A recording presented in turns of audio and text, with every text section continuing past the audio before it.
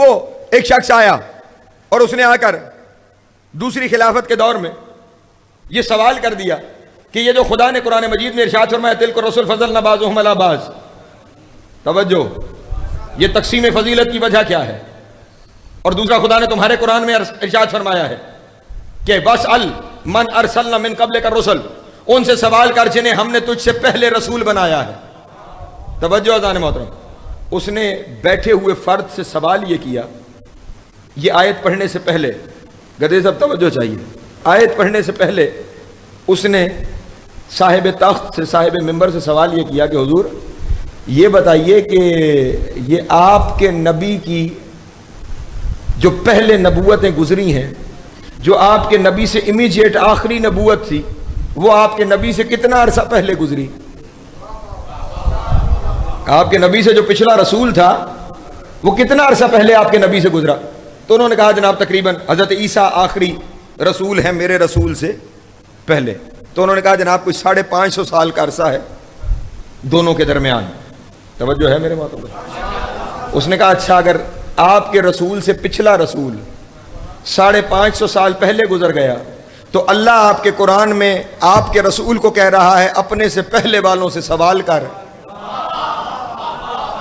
हाय हाय, तवज्जो नहीं फरमा रहे जाने मोहतरम, अपने से पहले वालों से सवाल कर।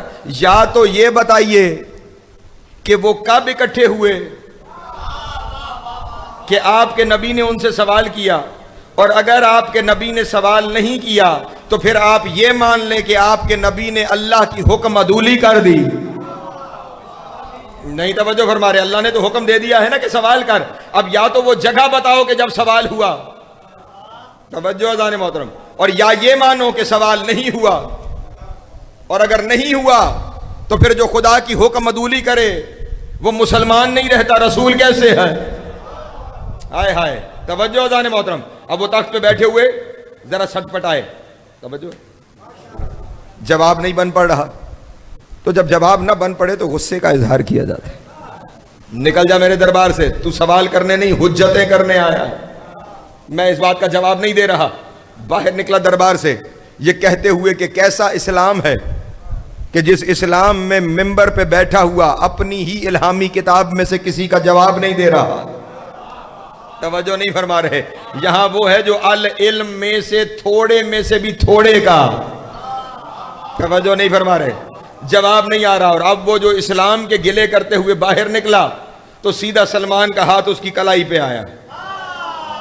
हाय हाय, अल्लाह अकबर। कहने लगा अगर तू इस्लाम का गिला ना करता तो मैं तुझे कभी भी ना रोकता, चल उस दरवाजे पे ले चलूं जहां से इस्लाम मिलता है। सलामत रहे, मौला आपको इज्जत अता फरमाए। पकड़ के मेरे मौला के दरवाजे पे आया, दक्कुल बाब हुआ, दरवाजा खुला, अमीरुल मोमिनीन सामने आए। नहीं, आप इस जुमले पे शामिल नहीं हुए। मैं इस जुमले को बदल के मुज़य्यन भाई यूं कहता हूं, दक्कुल बाब हुआ, बाबुल्ला खुला, वजहुल्ला सामने आया। सलामत रहे, मौला आपको इज्जत अता फरमाए। जनाब सलमान ने कहा हुजूर साइल है, सवाल लेके दरबार गया था, खाली निकला है, इसके सवाल का जवाब इसे चाहिए। अमीरुल मोमिनीन ने कहा इसे कहो कि सवाल करे।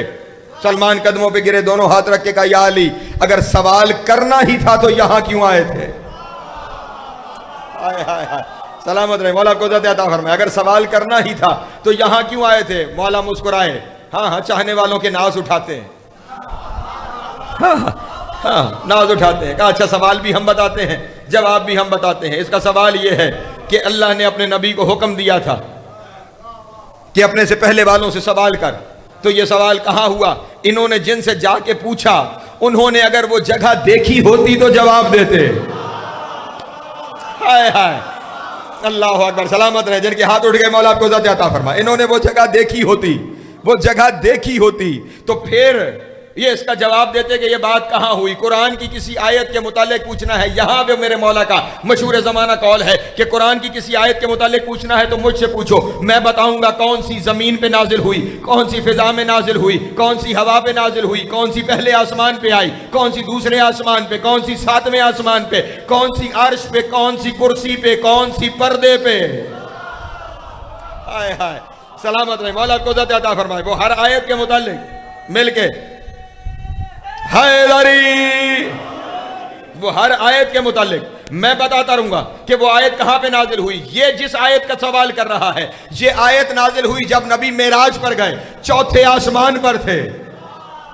अल्लाह अकबर, सलामत रहे। चौथे आसमान पर खुदावंद आलम ने 1.25 लाख नबियों को इकट्ठा किया हुआ था और वहां खुदावंद आलम ने अपने नबी को हुक्म दिया कि ऐ मेरे हबीब, इन रसूलों से जिन्हें तुझसे पहले बार भेजा गया है, इनसे सवाल कर, इनसे सवाल कर। अल्लाह के नबी ने कहा, मेरे अल्लाह, मैं तेरी वही के बगैर बोलता नहीं, तू ही बता दे मुझे इनसे सवाल क्या करना है। खुदा ने फरमाया, इनसे सवाल कर, अला मा बुइस तुम सबको बेइज्जत हुई कैसे, तुम सबको रिसालत मिली कैसे। उस वक्त मेरे नबी ने 1.25 लाख नबियों से पूछा, अला मा बुइस तुम्हें नबूवत कैसे मिली। तमाम नबियों ने यक ज़बान होकर कहा, अव्वलन बेइकरार वहदानियत ही, सबसे पहले उसकी वहदानियत का इकरार किया। सानियन बेइकरार रिसालत का, सालिसन बेइकरार विलायत अली इब्न अबी तालिब, पहले तौहीद का इकरार किया, फिर रिसालत का, फिर अली की विलायत का। अल्लाह अकबर, हैदरी, सलामत रहे। मौला आपको जाता फरमा। या जिंदगी दराज हो। और मुज़य्यन भाई, इस रिवायत के लिए सिर्फ शिया किताबों का नहीं, सुन्नी किताबों का भी ज़ामिन हो। तवज्जो है मेरे मोहतरम दोस्तों की। वहां पे भी ये रिवायत मौजूद है कि इकरारन बे विलायत अली इब्न अबी तालिब, हमने अली की विलायत का इकरार किया। वो शख्स फौरन कदमों पे गिरा और कदमों पे गिर के कहने लगा, ये तो आपने बता दिया कि सवाल क्या हुआ था, लेकिन ये भी बता दें ये फजीलत में फर्क कैसा है। इकरार तो सबने किया है, ये फजीलत में फर्क कैसा है, कोई बड़ा रसूल है, कोई छोटा रसूल है। उस वक्त अमीरुल मोमिनीन ने फरमाया कि तेरे नबी ने भी उनसे पूछा था, तुम्हारी नबूवत और रिसालतों में फर्क क्यों है, तो सबने ये जवाब दिया था, जब अली की विलायत को पेश किया गया, जिसने कबूल करने में जितनी जल्दी की वो उतना बड़ा रसूल बनाया गया। अल्लाह अकबर, सलामत।